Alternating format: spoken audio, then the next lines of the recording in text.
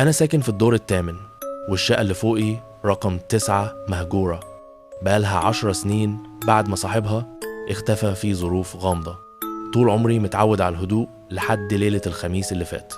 الساعة كانت 2 بعد نص الليل، وبدأ الصوت، صوت كورة حديد تقيلة بتتدحرج على الأرض، دب دب دب.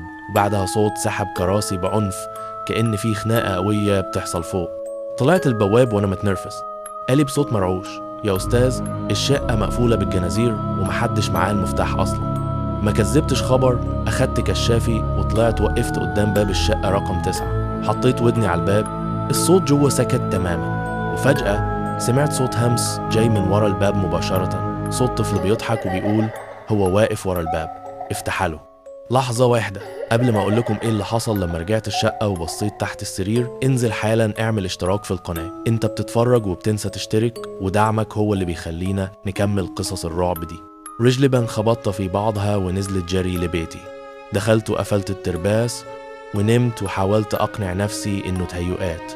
بس الفجر صحيت على صوت تنقيط